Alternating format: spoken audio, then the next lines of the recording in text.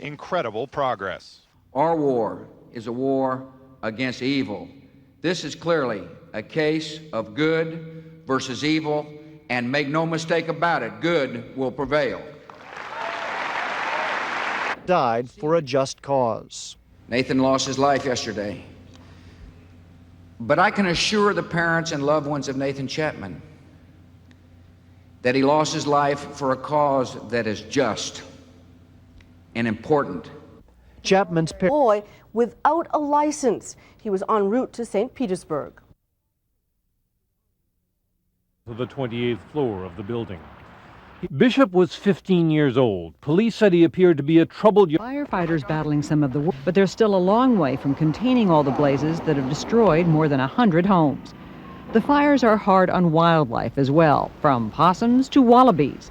Of special concern are the koalas. These national... want to repeat his father's mistake after the Gulf War of seeming insensitive to a recession. The alert process, there was not a perceived threat. I mean, here was a 15-year-old flight student who did something untoward and unknown to anybody else. I said to the American people that this nation might have to run deficits in time of war, in times of a national emergency, or in times of a recession. And we're still in all three. Meet 110 of her schoolmates. They in a bill that has won high marks from many educators with some reservations. And schools this place has ever seen. The airfield and inside Afghanistan. In light of the most recent bankruptcy, Enron, there needs to be a full review. I got to know Ken Lay when he was the head of what they call the Governor's Business Council in Texas. He was a supporter of Ann Richards. But the ties between Enron and the White House are deep and wide. The president's chief economic advisor, his trade representative, his secretary of the Army, his choice to head the Republican Party, all worked for Enron. Ken Lay. In U.S. cities across the country, the DEA sought to shut down a major pipeline in the nation's methamphetamine black market. 58 arrests, alleged smugglers of 16 tons of pseudoephedrine, a simple nasal decongestant, which also serves as a investigation of Enron on Capitol Hill intensified. Some Democrats are demanding to know more about the calls to the administration. In a letter, over the years, the Texas congressional delegation has been especially well taken care of, ranging from conservative. Little is known about the others. Khalid bin Mohammed al-Jahani is shown here kissing his Russian assault rifle. Still, Yemen's efforts against terrorism were rated poor until September 11th. President Hamid is 15. He's chained whenever he becomes violent, only that this nation is utterly unable to help them. Bill Blakemore, ABC News in Kandahar, Afghanistan. Politicians have returned contributions before, for example, when tobacco companies and savings and loans ran into trouble. But there has never been such a dramatic exodus as this. Especially politicians. Jackie Judd, ABC News, Washington. Tonight, Israeli television showed amateur video of policemen shooting him dead. Before staging the attack, 24-year-old Abdel Salam Husana made his own video. $20 million and one public favor. Then the Queen flew commercial for the first time to Australia. But even after cutting their spending by more than half, the royals still cost Britons about $50 million a year. The White House has floated the names of at least 2 candidates who are friendly to business. But Senator Ted Kennedy has insisted that any FDA nominee have no connections to industry. Former Bush administration should not appoint someone who's seen as being under the control of drug makers. Their final decision is made. There will be battles in courtrooms and Congress over whether it should ever open. Barry Saraf, ABC News, Yucca Mountain, Nevada. Afghanis need a new fleet for their airline, which at the moment has exactly 2 planes. Afghanistan used to have all these things before the wars. Bill Blakemore, ABC News in Kandahar, Afghanistan. Massive reorganization under bankruptcy protection is its last best chance. This is going to help. Fear that the Taliban would beat him. But 2 months ago, as the Taliban collapsed, he switched to opium. It is the raw material for heroin and a crop 20 times more profitable than wheat. This, and Afghanistan could once again become the supplier of 75% of the world's opium and heroin. There it is, 20-pound bags sold right out in the open for about $400 a pound. In this destroyed economy, the police don't have the money or the will to stop it. 2 weeks ago, Pakistani police caught 4 Iranian men smuggling $500 million of opium and heroin out of Afghanistan, the biggest drug seizure in this country's history. But as these sailors were at war, their babies were being born by the dozens back home. Say hi, Daddy. Didn't mind a bit. Neil Karlinski, ABC News, Bremerton, Washington. To every question. On the advice of my counsel, I respectfully decline to answer the question based on the protection afforded me under the Constitution of the United States. Duncan's bosses did testify and pointed the finger squarely at him. 7 hours after the children had been picked up, that they were found. The bus has been found. All the children are okay. Cost between $300,000 and $800,000 and are so sturdy, many who took cover in them on September 11th say the trucks saved their lives. This week, the first 4 left Clintonville and headed east. It's been an honor to fill this order, said the plant's president, but we hope we never have another one like it. Dean Reynolds, ABC News, Clintonville, Wisconsin. But this is what really cost him friends, a shipload of weapons intercepted by Israel that was headed for Palestinian shores.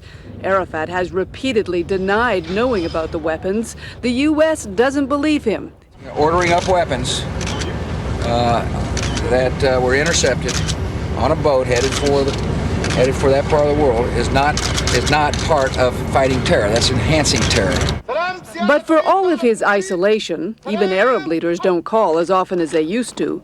The DNA test also led to an arrest in the So when these ragtag recruits learn to fight like soldiers, they can look like soldiers too. Bob Woodruff, ABC News, Kandahar. And said the U.S. can never let its guard down again. The nasal swabs from the Capitol came to Dr. Martin's lab. There is a possibility that with However, his visit comes just a day after a senior U.S. official told ABC News that Secretary of State Colin Powell is urging President Bush to carefully review the detainees' legal status. In Washington, the calls for the White House to simply cut ties with Arafat are growing. The dispute is having an impact on... About 500 Stinger. More U.S. support for his fledgling regime. We will also support programs to train new police officers and to help establish and train an Afghanistan national military. And in order for me to be able to get good, sound opinions, those who offer me opinions or offer the Vice President opinions must know that every word they say is not going to be put into the public record. From ABC News, this is World News Tonight with Peter Jennings. Reporting tonight from Washington. Good evening, everyone. We are here in Washington tonight and tomorrow because the President's State of the Union address is a traditional time to examine the man and the country's prospects in the months ahead. So much has happened since the President was so narrowly elected 15 months ago.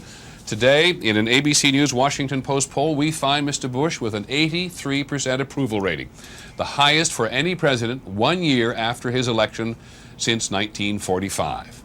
There are some warning signs for the president, and one of them is the Enron scandal. We're going to begin at the White House tonight with ABC's Terry Moran. Terry? 4 photographs of Pearl were attached to an email sent to several news organizations, one showing the 38-year-old journalist shackled, head bowed, with a pistol just inches away. Do you think that the prisoners being held at Guantanamo Bay in Cuba should be classified as prisoners of war? They're terrorists. They've not been captured in a regular war. They were there to kill Afghan people. They did kill Afghan people, thousands of them. They destroyed my country. We're not at war with them. They're people who came, killers, murderers, to my country, and now they're taken arrested. I would not classify them as prisoners of war, but I would treat them nicely and properly. Would you treat them under the rules and regulations of the Geneva Convention? I would treat them within the spirit of that, within the framework of that convention. But I would treat them nicely. They're not prisoners of war. They're terrorists. That must be understood. Do you think that as central government now you have enough influence? Do you have enough power? The country is united, thoroughly united. Are you convinced at the moment that the neighbors of Afghanistan are going to let you do it by yourselves without interfering? Afghanistan will be very, very touchy about its independence and sovereignty. The evil that we found in Afghanistan, terrorism, the Taliban and all that, was there because our borders were violated. And that must not occur again. We will protect that. There's no doubt there. Is there a single most challenging problem in the short run? Is it security? No, people are very supportive, but the Afghan people want effective government. Are you already beginning to think that in your interim position you haven't got enough time to have your influence felt? I don't have to finish everything in 6 months, but we must begin to lay down the foundations of a better Afghanistan, politically and economically, and that can be done. Let somebody else finish it. And that is our report on World News Tonight. We'll be here again tomorrow for the President's State of the Union address. I hope you'll join us then. I'm Peter Jennings. Have a nice evening and good night from Washington.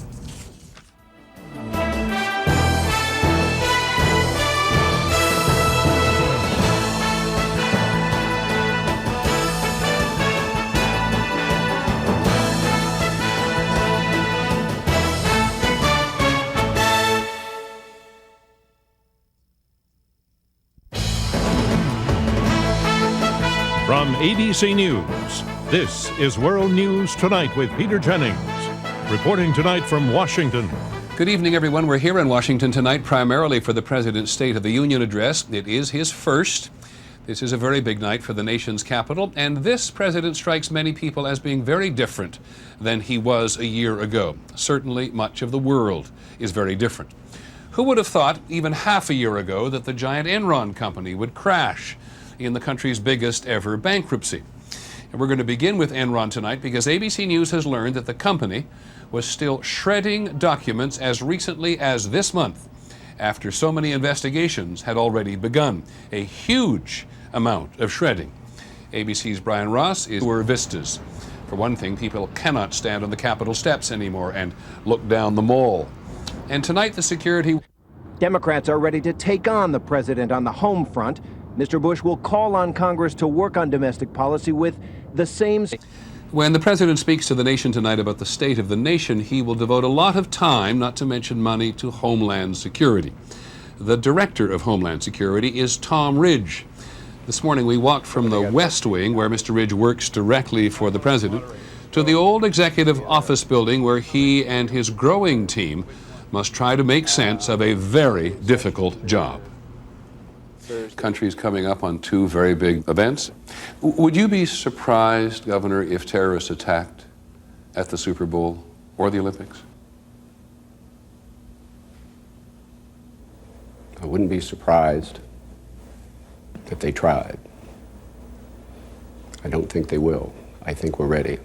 You do everything you can to reduce the possibility of surprise. You do everything you can to prepare for the event, both from the intelligence gathering point of view to being able to respond to an incident that if it occurs. The presumption is that the terrorists are going to get through. I don't think we should we should live under any illusions. So to a certain extent, we'll always have to play defense. To a certain extent, we'll always have to be ready for the next attack.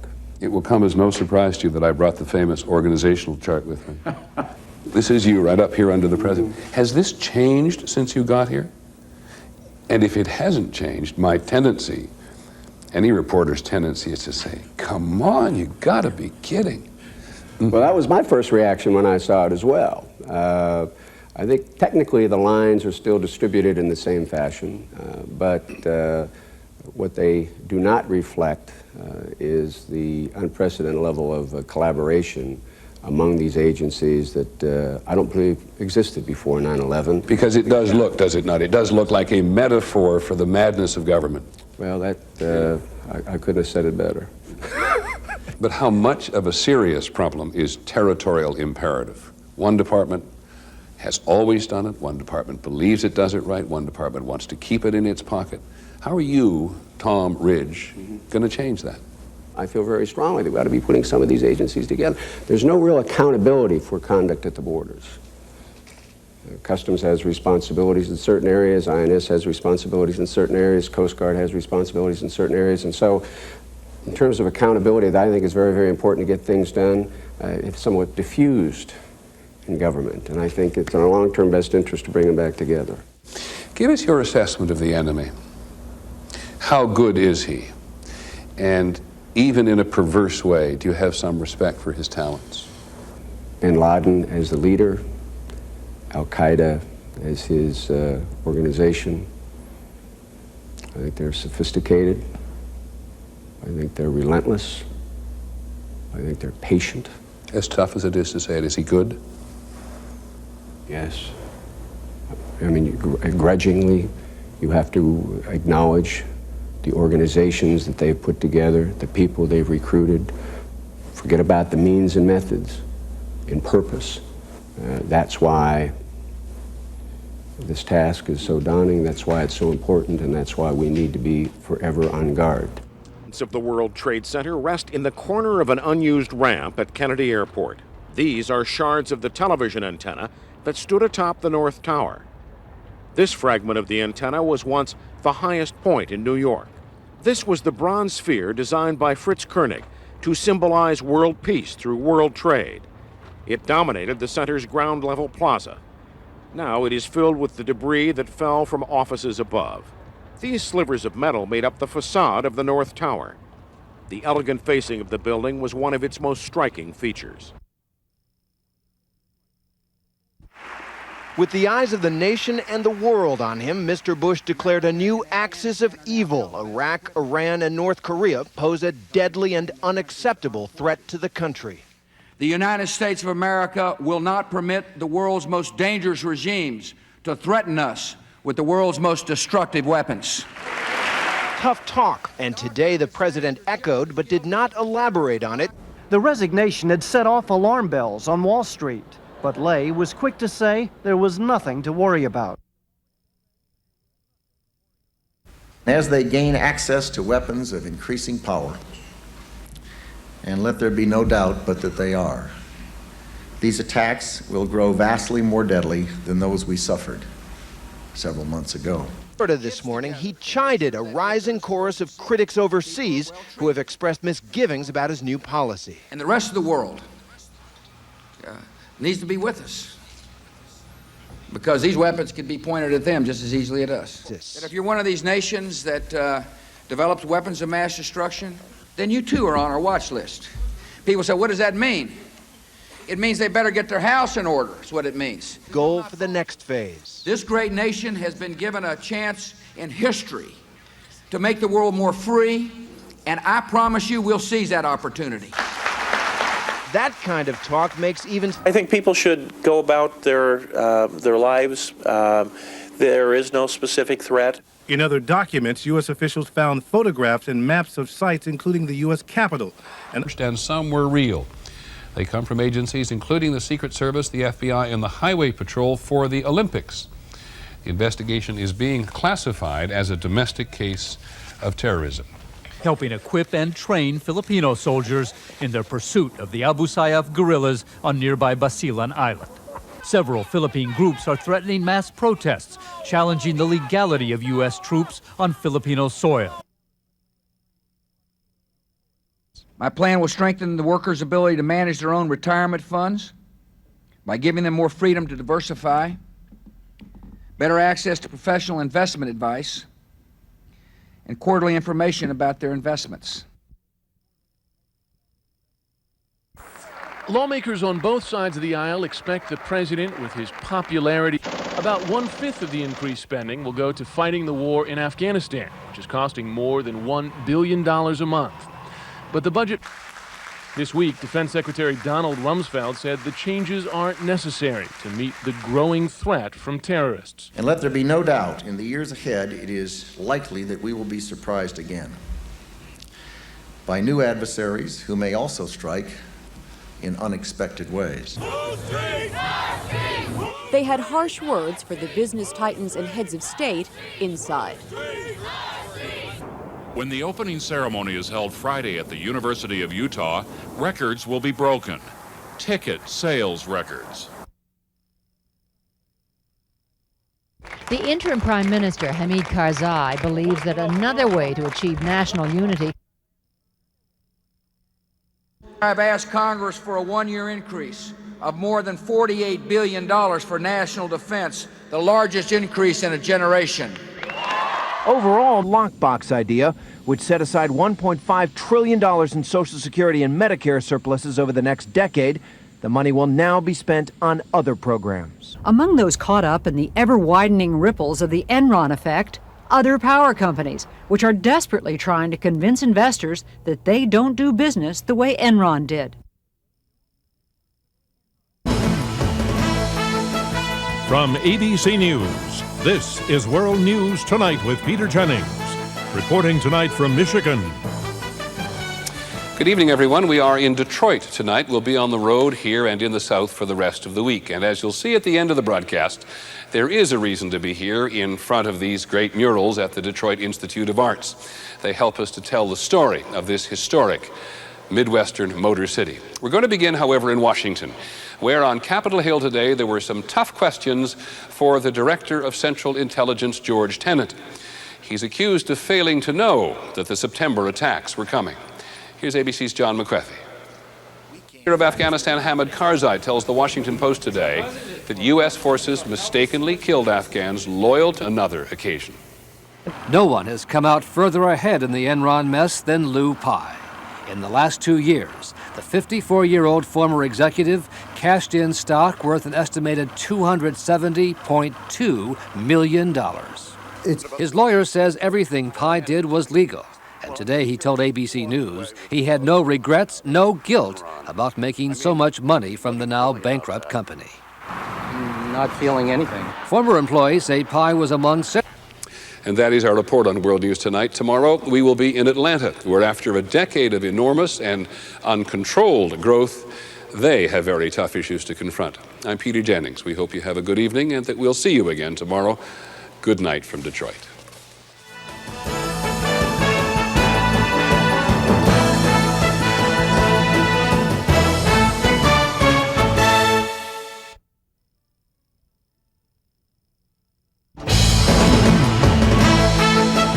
From ABC News, this is World News Tonight with Peter Jennings. Reporting tonight from Georgia. Good evening, everyone. We are in Atlanta tonight to simply hear what people are thinking about the country and their own region. This is the most important city in the South, which is worried in many respects about whether it is going too fast for its future good. And after the rest of the news, we'll hear what they mean about growing pains. We begin, of course, with the major story of today. A serious breach of security on board a U.S. airliner. At 30,000 feet, a man intent on doing harm got into the cockpit. ABC's Lisa Stark is our reporter. He was contrite. As I sit here today, I am devastated by and apologetic about what Enron has come to represent. I know that no words can make things right. Too many people have been hurt too much. But While I was at Enron, I was not aware of any financing arrangements designed to conceal liabilities or inflate profitability. Andrew Fastow, who made $30 million running the secret partnerships, Michael Copper, who made $10 million, and two other executives who investigators say were also involved. All refused to talk. And that is our report on World News Tonight. Tomorrow we will be in Miami, often called the country's gateway to Latin America, but which has become in so many ways a Latin American city itself. I'm Peter Jennings. Have a good evening and good night from a rather cold Atlanta.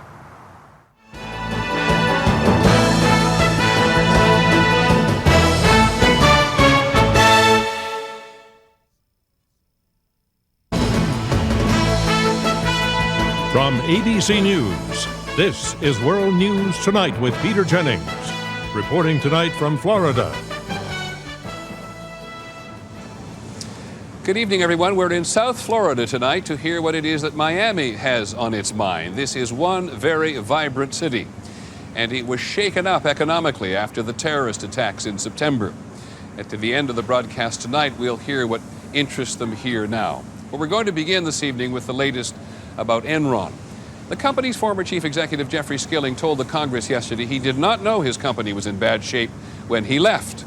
Today, an assistant who worked with Enron's officials at the highest level has told us that Mr. Skilling lied to the Congress. This is an exclusive report from our investigative unit and ABC's. From ABC News, this is World News Tonight with Peter Jennings. Reporting tonight from Florida.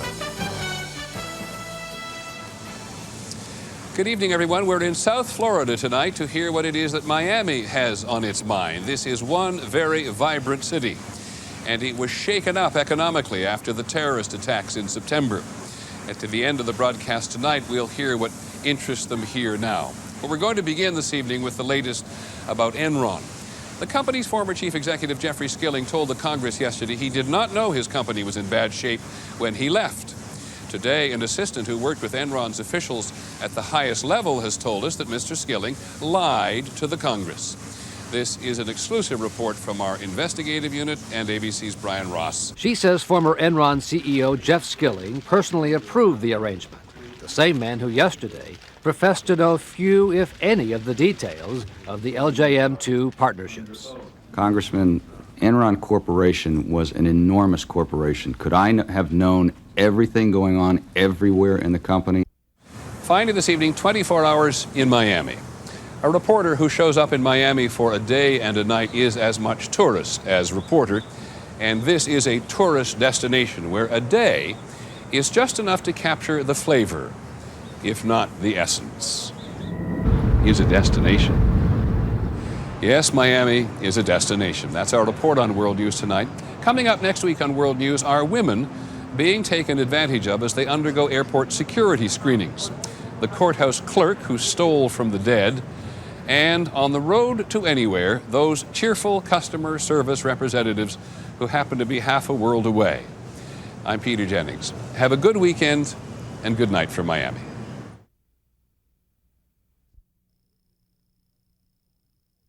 In particular, because of his staunch support of the U.S. after September 11th and his promise to hold open elections later this year. Disappeared from her home near San Diego last weekend. ABC's Brian Rooney has the latest on the investigation. 7-year-old Danielle Van Dam was reported missing February 2nd, 8 days ago. Those men directed police to this man, Omar Saeed Sheikh, known as Sheikh Omar, a radical Muslim who was the main suspect in the Pearl abduction. It's given shelter to al-Qaeda terrorists and bankrolls various Islamic militants. Jim Wooten, ABC News, Tehran.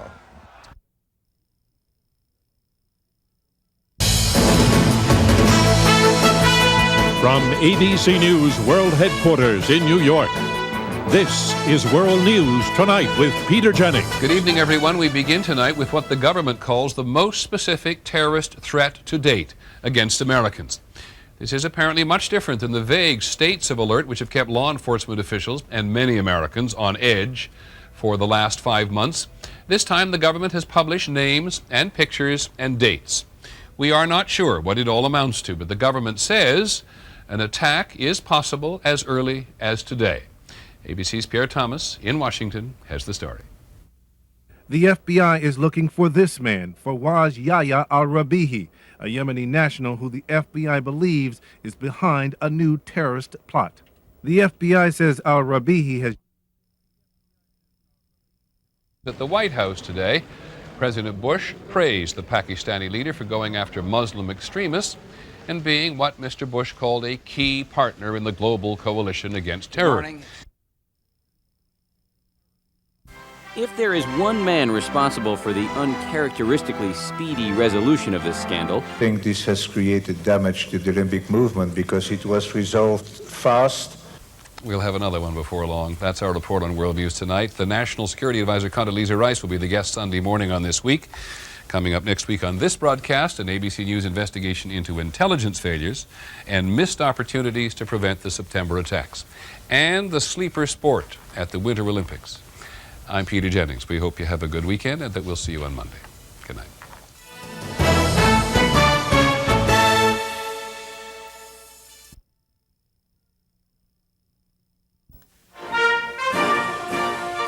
Stopping over in Alaska on the long flight to Tokyo, Mr. Bush pumped up the troops at Elmendorf Air Force Base. But the American people must understand the best way to secure the homeland is to unleash the United States military. The speech marked a major blow to South Korean President Kim Dae-jung, who won a Nobel Peace Prize for his efforts to seek reconciliation with the North. Dragging us closer to war, whether we like it or not. Mark Litke, ABC News, Seoul. Still, the president's eye-popping popularity has survived the slow economy and the Enron contract. The president is sounding confused as well. At the White House yesterday, he said he was confident Pearl was alive. That's our report on World News tonight. Don't forget Nightline later this evening. I'm Peter Jennings. Have a good evening, and please join us again tomorrow. Good night.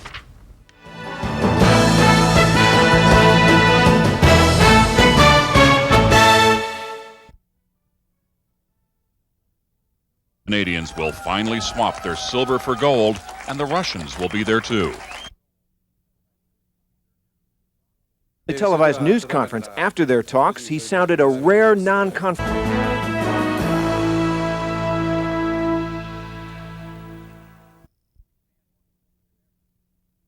We stand more committed than ever to a forward presence in this region. We will deter aggression against the Republic of Korea. A congressional panel will begin investigating missed opportunities this spring. Were there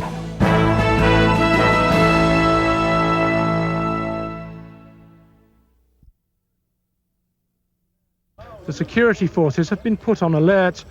The authorities are apparently expecting an angry reaction from relatives of those killed. They have a peace museum there, and the axes that were used to slaughter 2 U.S. soldiers are in the peace museum. No wonder I think they're evil. Many South Koreans accuse him of raising tensions with the North to dangerous levels. Mr. Bush did what he could to calm those fears. We're peaceful people. We have no intention of invading North Korea. As for the axis of evil line, let me explain why I made the comments I did. I love freedom. I'm deeply concerned about the people of North Korea.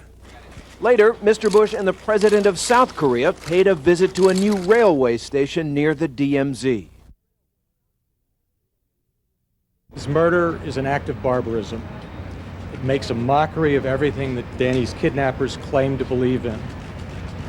They claim to be Pakistani nationalists, but their actions must surely bring shame to all true Pakistani patriots. And the public can know about how government operates. Democrats clearly are irritated, but the White House even has managed to rile up a powerful Republican ally. Legal analysts say it will be difficult to prove Yates did not know right from wrong.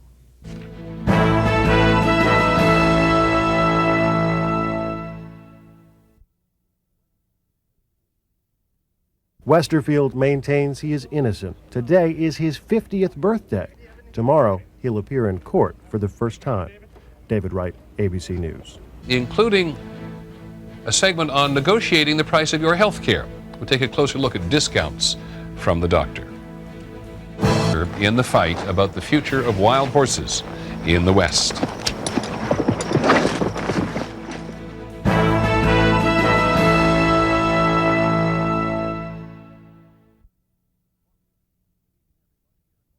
Washington. Good evening, everyone. Here in Washington today, there was a major moment in the Enron investigation. A Senate committee investigating the giant company's collapse called before it both the former chief executive and the employee who has cast doubt on his credibility.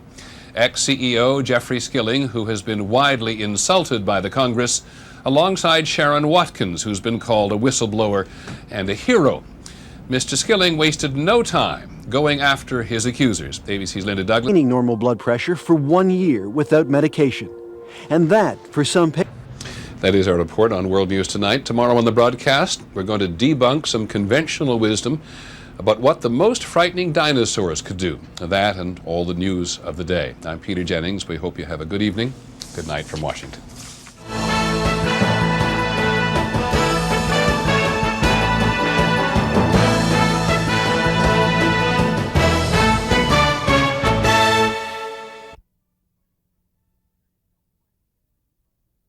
There is no question that we must do a better job of telling the compassionate side of the American story.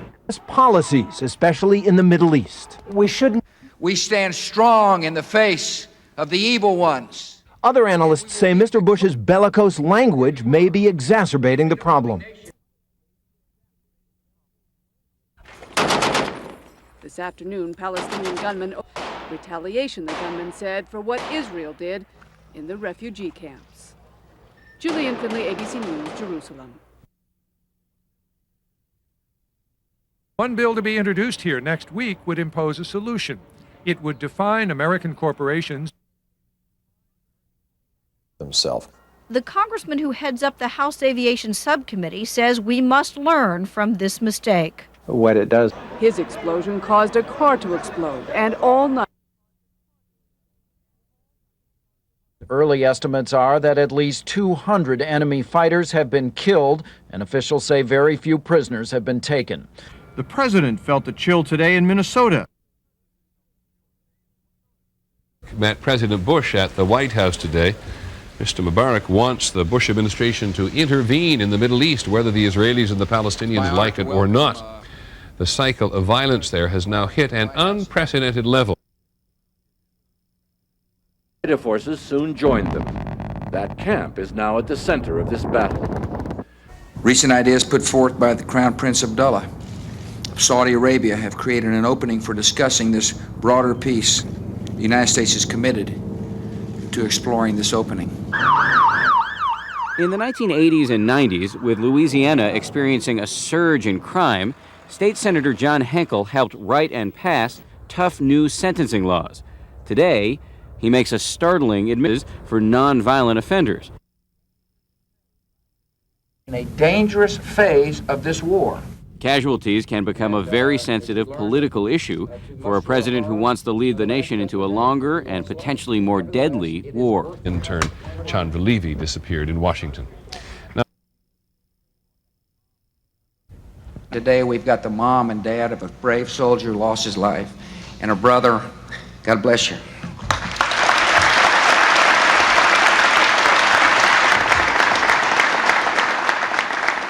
I know your heart aches, and we ache for you.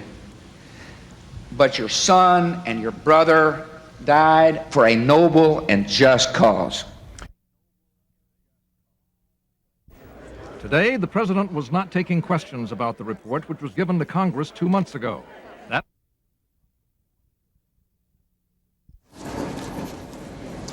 6 months after the September attacks, which ended thousands of lives, destroyed the World Trade Center, and seriously damaged the Pentagon, this has been a day of commemorations, public and private. From ABC News, this is World News Tonight with Peter Jennings, reporting tonight from Lower Manhattan.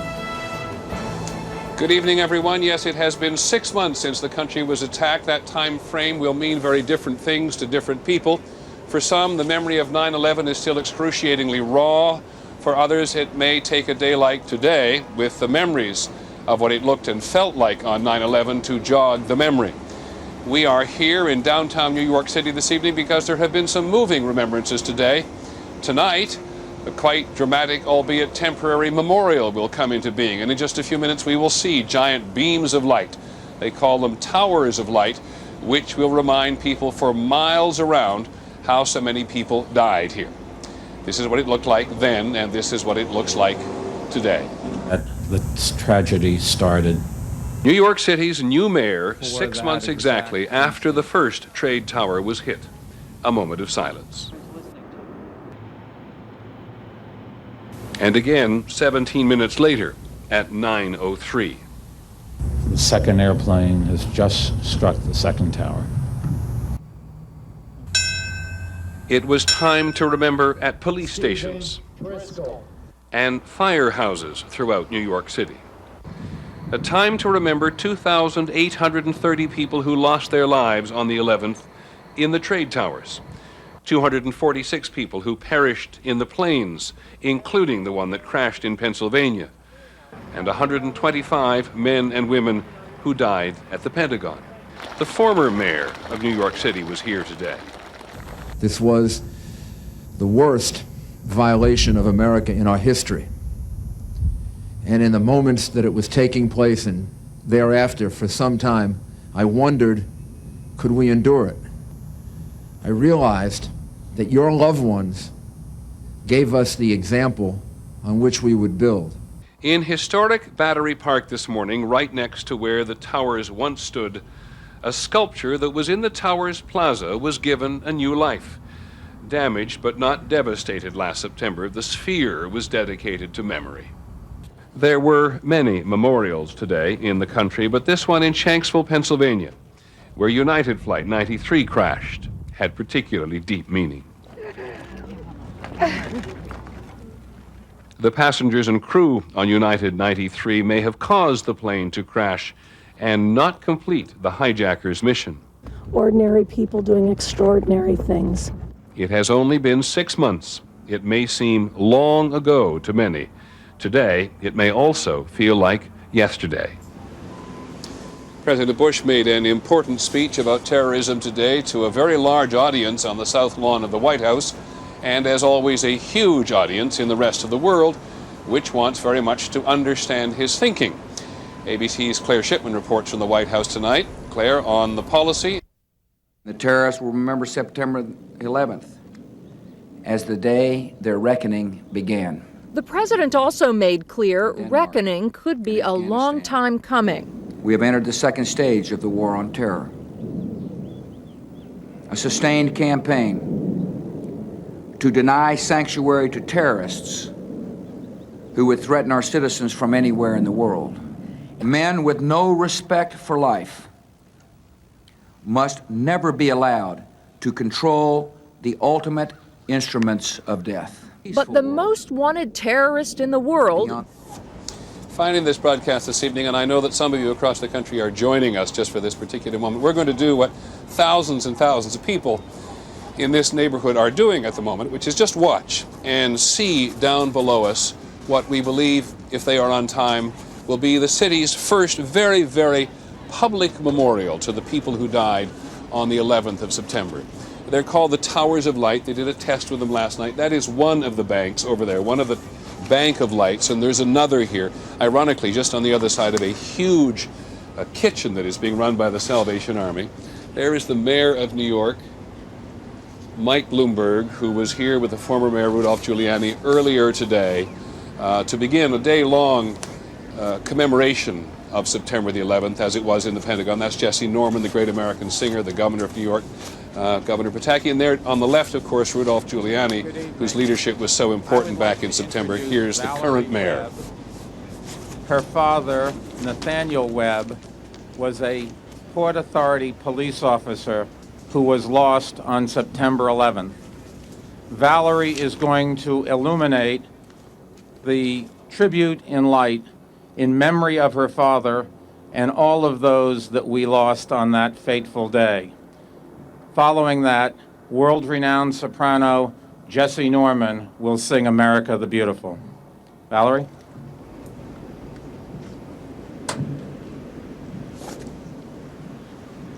Now it takes just a few seconds to warm up.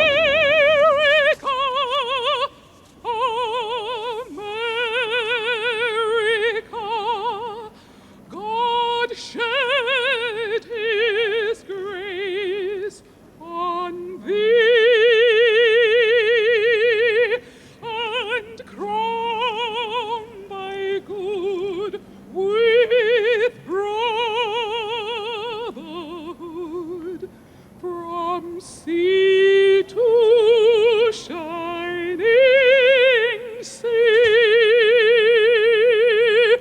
Oh, It's a little harder to see it at ground level, but as you look deep into the night sky, you can see these columns of blue and blue-white lights, which they hope, depending on the weather, will be seen for 25 miles around.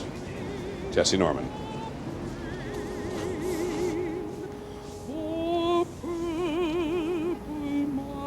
mountain majesties above the fruited plains. America, America, God shed his grace on thee, and crown thy good with brotherhood, from sea to shining sea. Oh. Out on the Hudson River, you can hear perhaps the tugboats tooting their horns as they stand just offshore, reminding us, of course, that 6 months ago today they were being used to transport people out of this area when there was so much chaos here in the wake of the attacks. But tonight on the streets of Lower Manhattan, thousands of people have come to watch this temporary memorial send its bright blue and white light into the night sky. It is only temporary. It will only last for a month. And then, as we saw earlier in the broadcast in Dan Harris's piece, the debate will begin again in earnest about what a permanent memorial should be. I'm very glad you could join us this evening. I'm Peter Jennings. Thank you and good night from Lower Manhattan.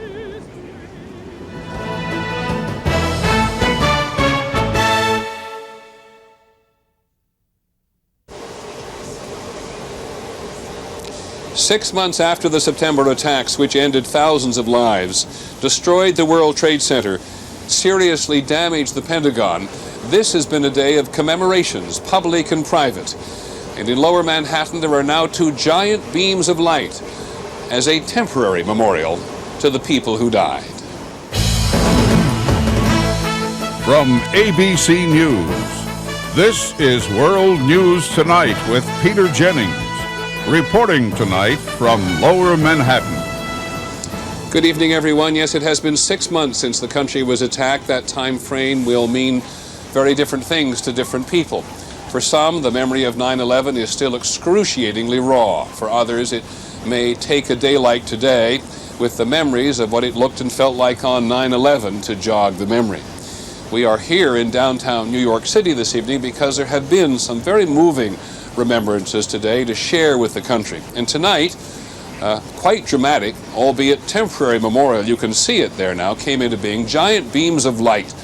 They call them towers of light, which will remind people, depending on the weather, for 25 or 30 miles around, how so many people died here.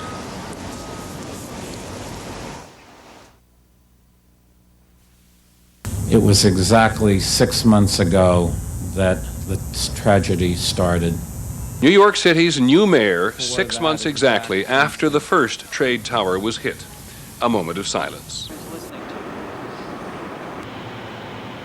And again, 17 minutes later, at 9:03. The second airplane has just struck the second tower. It was time to remember at police stations and firehouses throughout New York City. A time to remember 2,830 people who lost their lives on the 11th in the trade towers. 246 people who perished in the planes, including the one that crashed in Pennsylvania. And 125 men and women who died at the Pentagon. The former mayor of New York City was here today. This was the worst violation of America in our history. And in the moments that it was taking place and thereafter for some time, I wondered, could we endure it? I realized that your loved ones gave us the example on which we would build. In historic Battery Park this morning, right next to where the towers once stood, a sculpture that was in the tower's plaza was given a new life. Damaged but not devastated last September, the sphere was dedicated to memory. There were many memorials today in the country, but this one in Shanksville, Pennsylvania, where United Flight 93 crashed, had particularly deep meaning. The passengers and crew on United 93 may have caused the plane to crash and not complete the hijacker's mission. Ordinary people doing extraordinary things. It has only been 6 months. It may seem long ago to many. Today, it may also feel like yesterday. President Bush made an important speech about terrorism today to a very large audience on the South Lawn of the White House, and is always a huge audience in the rest of the world, which wants very much to understand what he is thinking. ABC's Claire Shipman reports from the White House. Finally this evening, from Ground Zero, how compelling it is to be back here. Those of us who live in New York City are able to come to Ground Zero whenever we want, but not many come on a regular basis. So coming back today is to be reminded how much has changed and what is constant. There is no chaos here anymore and hasn't been for months. The search teams have never stopped working, and every so often they find something. Small comfort for another family. But so much rubble has been taken away.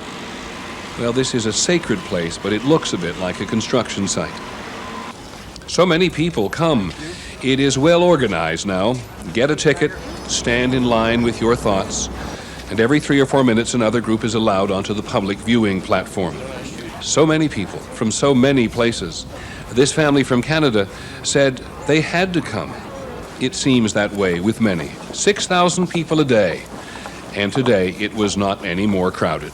Yeah, it's just full. God bless America. Look at that. At St. Paul's Episcopal Church, right on the edge of Ground Zero, right on the edge, the graveyard was covered in rubble 6 months ago.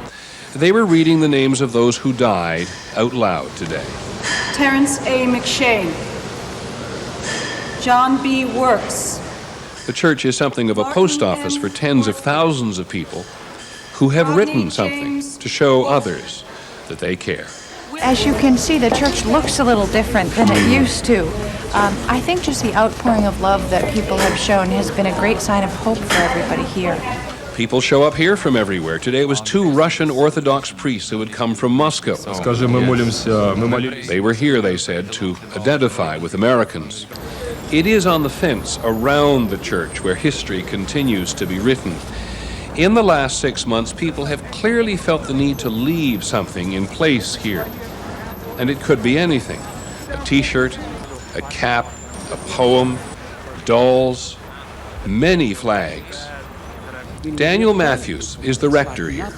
It's like spontaneous expression of the deepest in the soul of the country is represented on this fence in front of St. Paul's. Here's the American Legion in Mexico. Right. Where in the world did that come from? What are they trying to say by being here and leaving that here? Even those of us who live close by forget. The Salvation Army still has a huge tent here where they feed people. Firefighters, police, volunteers from everywhere. Some students have come here for their mid-semester break to volunteer. The Southern Baptist Convention sends teams of people for a week at a time. This week's volunteers in the kitchen are from Mississippi. To see how they're hurting and sense how they're hurting, we're just glad to be able to be here and be some part in trying to help heal the pain. It is all very moving, and it seems to make a difference in their lives. The people who come to Ground Zero from other parts of the country and other parts of the world seem better to understand what America stands for. And that's our report on World News Tonight. Later this evening, a one-hour report from ABC's John Miller on the hunt for Osama bin Laden. And don't forget Nightline later this evening with Ted Koppel. I'm Peter Jennings. Good night from New York City.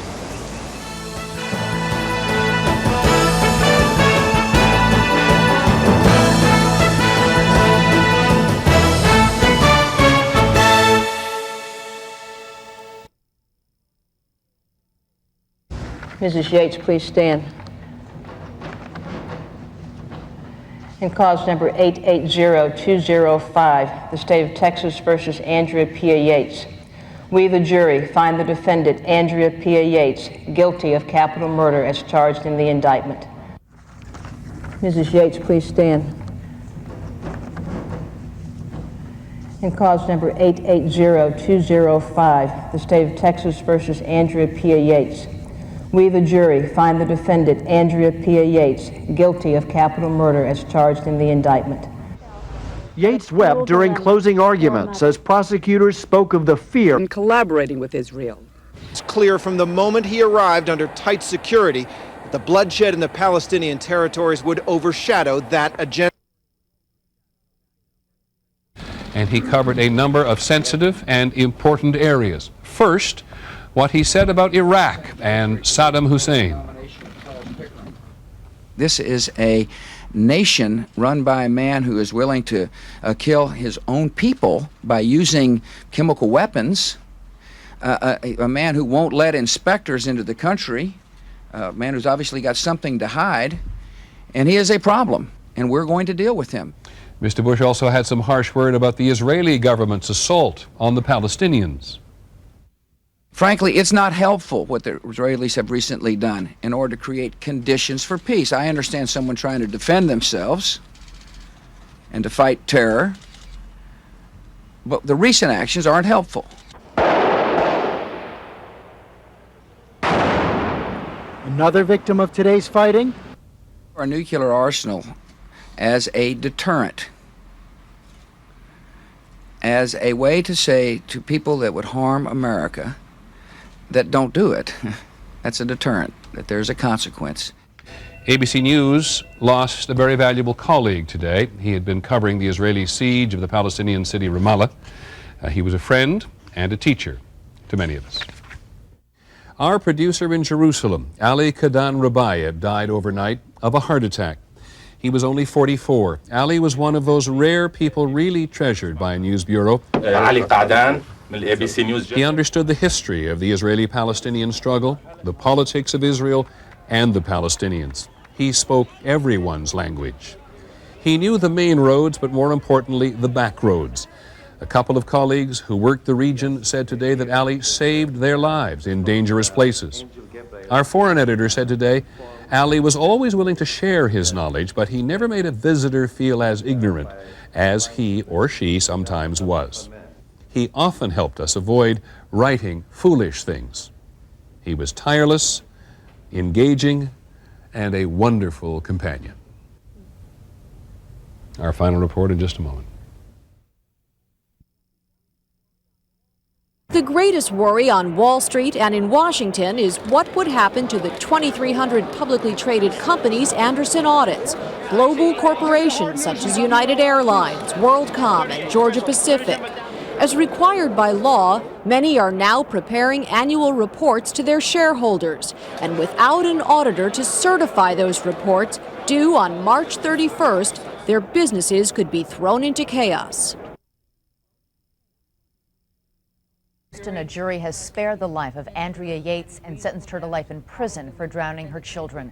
Mrs. Yates, who admitted killing all 5 of her children, must serve at least 40 years in prison. The president marched in Chicago's St. Patrick's Day parade alongside Mayor Richard Daley. Father Michael Judge, the New York City Fire Department chaplain killed on September 11th, was posthumously named Parade Grand Marshal.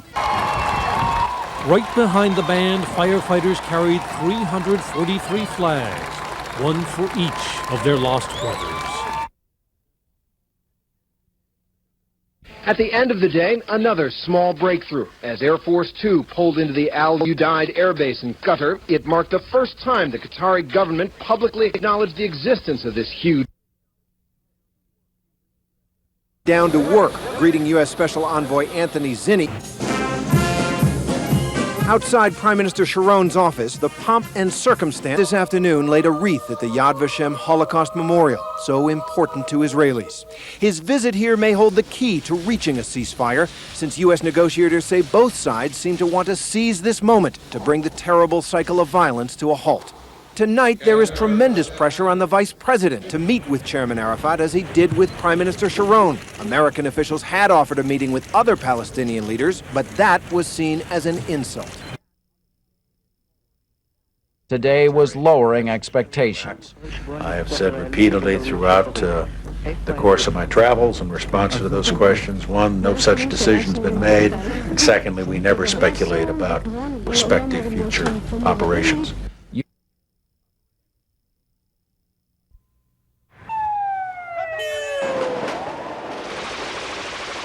The pictures show up every day from all over the world.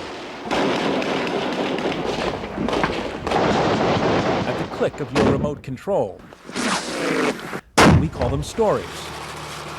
But the story that often is not told is how difficult it can sometimes be just to report them. Take, just in the last 24 hours, these pictures of the Israelis and Palestinians going at each other. What you're about to see happened overnight near the city of Ramallah. It's hard to see in the darkness, but as Israeli tanks were moving in on a refugee camp, an ABC News crew set up on a hotel balcony nearby. The only sound were these isolated rifle shots, until the balcony itself came under fire. And when the picture went black just then, this was the reason. The Israelis say this was a mistake. They thought shots were being fired from inside the building. ABC News producer Nasser Atta says the Israeli firing lasted more than 15 minutes. My feeling was really that we were terrified. I really started thinking, so I'm dying. I have a young baby, a 9-month-old baby, and I have my wife, and I hope that they will live great, because I thought this is not really the usual typical cases where you are in crossfire. It is heavy machine guns, and maybe the army thought that we are snipers, or maybe they thought something else, but it was clear to me that the 4th floor was targeted. Only today, in fact, in the Afghan town of Gardez, U.S. Special Forces operating there informed American and other Western reporters of intelligence they'd received that al-Qaeda was planning to attack their hotel and take them hostage. Many reporters left town. Elsewhere in Afghanistan, reporters are rethinking one of the rules of survival, which is you're safer not being armed. ABC's Bill Blakemore is in Kabul this evening. I've always felt that it's dangerous for all journalists when any one journalist carries a gun. It gives people the wrong idea about who we are. And yet in January and February of this year in the southern Afghan city of Kandahar, I, like most of the print and broadcast journalists there, did have armed guards. We hired them because it seemed the prudent thing to do in the midst of all the lawlessness just after the Taliban fell. Some have argued that it is every reporter's. The tribunals are just an option for us, and we'll be using the tribunals if, in the course of bringing somebody to justice, it would jeopardize or compromise national security interests. Should see sunny skies. Erin Hayes, ABC News, Atlanta. Pillars of the community. They include members of the clergy. According to the FBI, Operation Candyman targeted an email group 7,000 members strong, with nearly a third of its membership overseas. In 1995. Now reserves are running out, but President Bush refuses to put the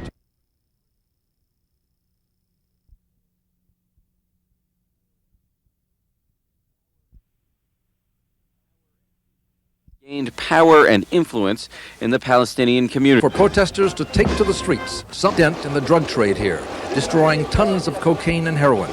The American President Bush says he has not decided whether to resume the drug reconnaissance flights. Officials traveling with President Bush tell ABC News there is only a remote chance that Vice President Cheney will meet Yasser Arafat this week. Today, Cheney himself said Arafat has still not met the necessary conditions for a meeting.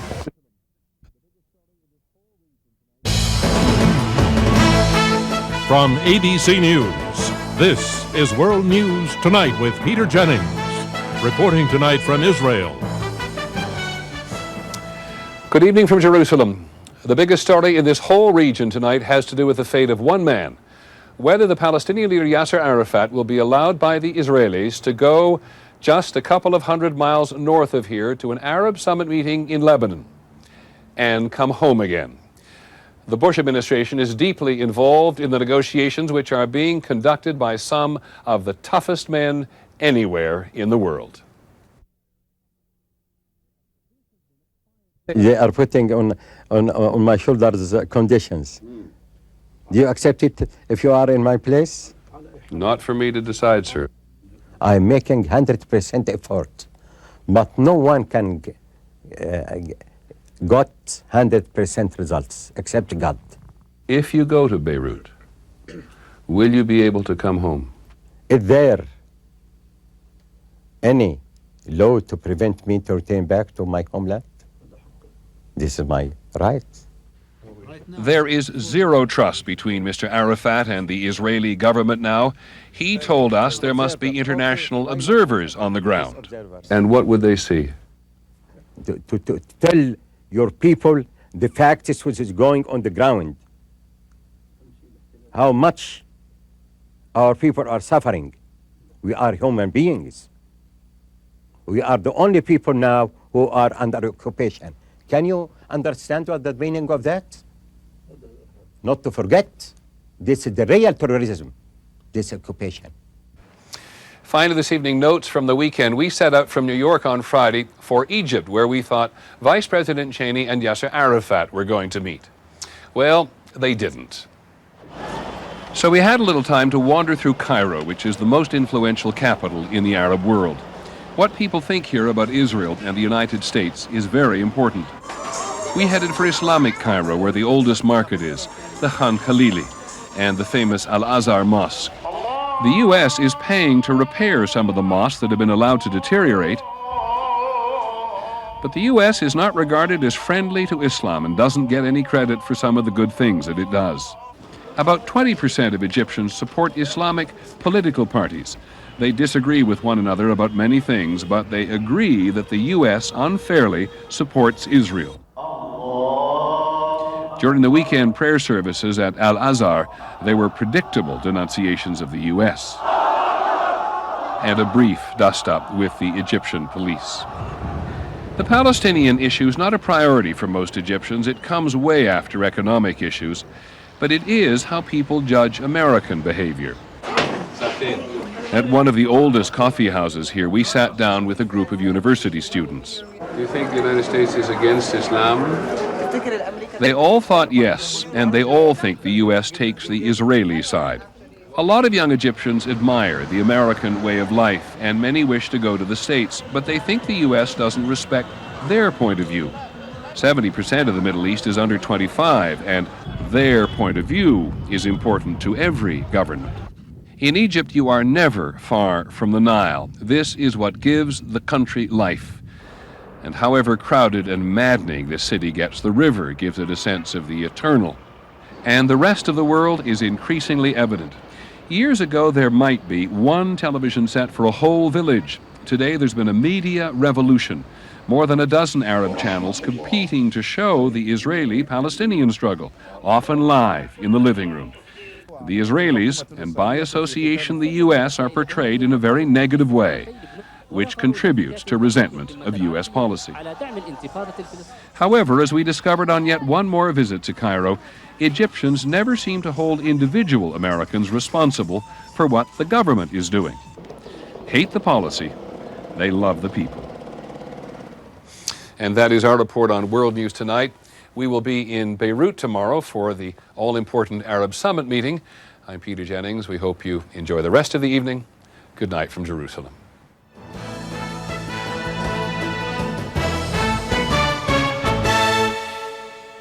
This has been a presentation of ABC News. More Americans get their news from ABC News. From ABC News, this is World News Tonight with Peter Jennings, reporting from Lebanon.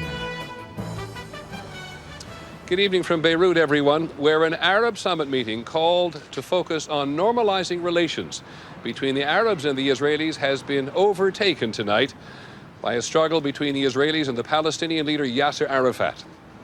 Here are the basics. The Israeli Prime Minister Ariel Sharon said he could see no reason to let Yasser Arafat out of the occupied territories to come here. On television tonight, Mr. Sharon said that even if Mr. Arafat met his conditions to leave and there was any violence while he was away, he would not be allowed to go home. Tonight, Mr. Arafat confirmed he would not be coming in person. Not that it is important for Mr. Arafat to come, but it is important for him to be free to move and not to be subjected to conditions that are unacceptable. This is a challenge to the Bush administration, which has told the Israelis privately and publicly that Mr. Arafat should be given free passage here and home again. There were a couple of big demonstrations today to support Mr. Arafat. In Palestinian Gaza, thousands of people called on him not to accept any Israeli conditions. And in Yemen, hundreds of thousands made it clear they think the Palestinian armed struggle with Israel should continue as long as the Israelis occupy Palestinian territory. There was a lot of concern here in Beirut tonight that the region is heading for more trouble. The Egyptian delegation to the summit arrived, but the Egyptian president, Hosni Mubarak, said he was not coming. Is it solidarity with the Palestinians, or is the Egyptian leader worried about something else? The Beirut airport's been a busy place today. There are 22 states in the Arab world, but as the arrival protocol was repeated over and over, the Saudi Arabian plan for peace with Israel, which was to be the centerpiece here, is being pecked at by countries with different agendas. And Saddam Hussein of Iraq is not here. Libya's Colonel Gaddafi is not here. Almost 50% of the Arab states are not represented by the top man. Speaking of which, President Bush is not having a good day. The Israeli Prime Minister has not done what the U.S. wanted him to do, and the President's envoy to the Israelis and the Palestinians has been unable to bridge their differences. And tonight, 2 United Nations observers in the occupied territories have been killed. ABC's Dan Harris picks up the story from the other side. 1998 killed more than 6,000 people. For a final word tonight to Peter Jennings in Beirut.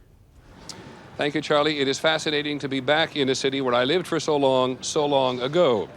In the early 1970s, this was the most cosmopolitan city east of the Mediterranean. It was a great place to live and to work. And then there was the brutal civil war, which lasted for 15 years. The Lebanese have spent the last 10 years trying to come back. We'll spend more time on that tomorrow. That's our report on World News Tonight. I'm Peter Jennings. Good night from Beirut.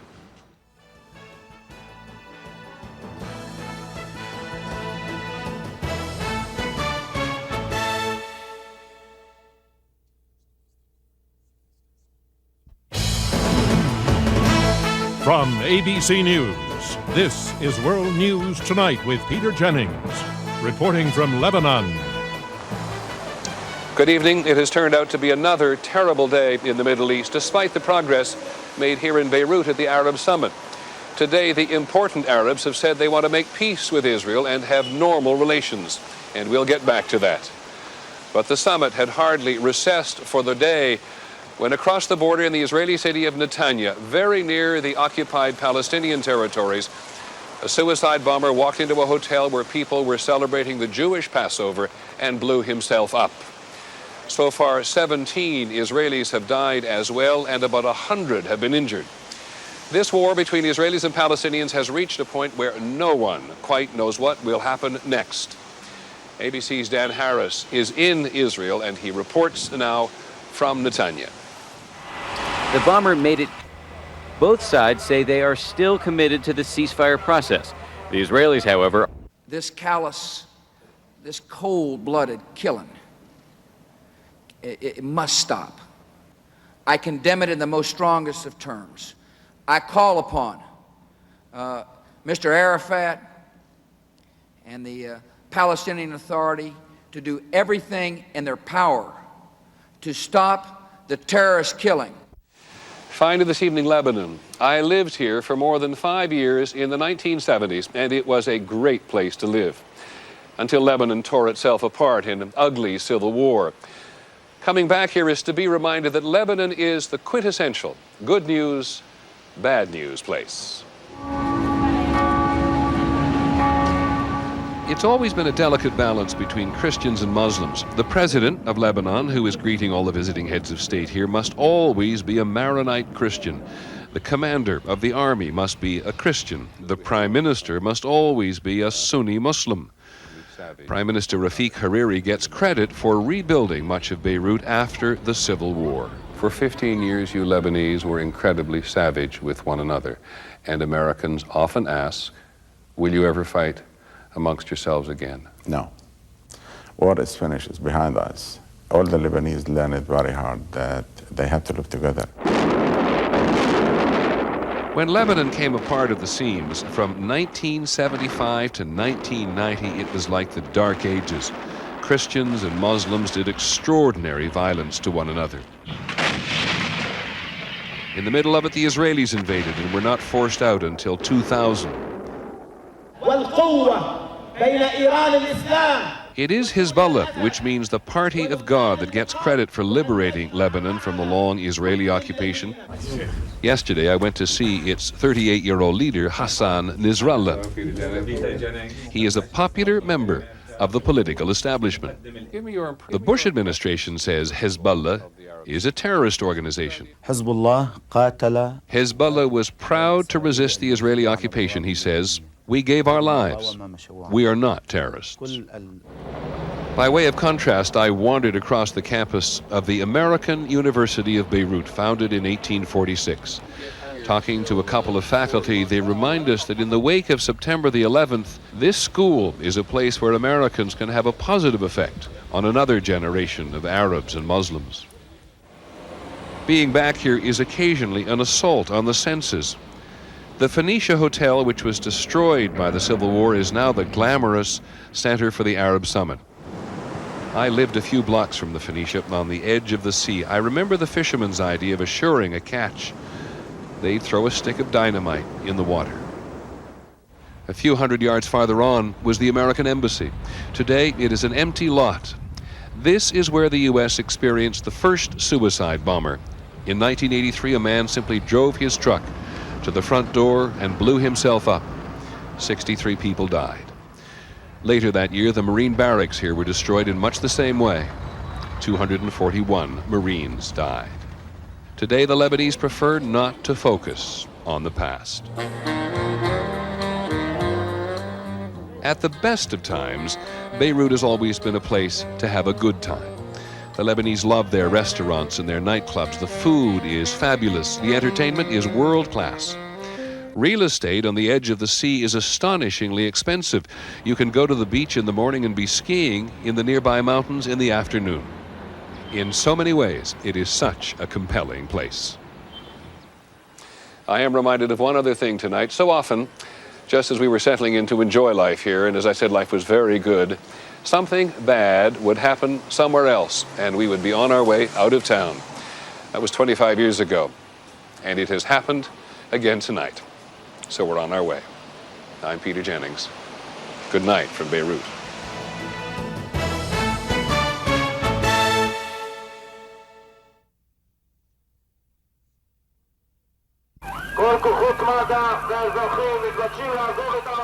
At about 7:20 this evening, scores of Israelis dressed in their Passover best were crowded into this dining room. Then suddenly, said one of the guests, it was hell. The bomber, carrying a large bag of explosives, set off his charge after getting past an armed security guard at the front door of this Mediterranean hotel. The injured were everywhere. So were the dead. And while far more Palestinians than Israelis have been killed over this last year and a half, because it is the Israelis who have the tanks and the helicopters, that is no comfort back on, say, from ABC News, this is World News Tonight with Peter Jennings, reporting tonight from Israel.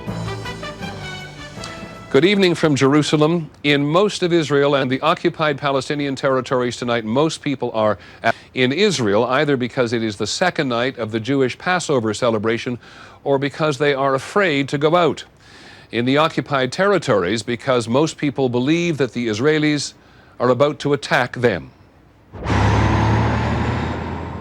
The Israelis are sending a lot of very heavy weaponry into the occupied territories tonight. The Israelis may be determined to avenge the Palestinian suicide attack on a hotel in the city of Netanya last night. We now believe that 20 people were killed and 70 injured, about 20 of them seriously. There is some uncertainty about what may happen because the Palestinian leader Yasser Arafat said a few hours ago that he was ready for a ceasefire with the Israelis. He knows the tanks are coming and will implement an American ceasefire and security plan proposed by the CIA Director George Tenet. The agreement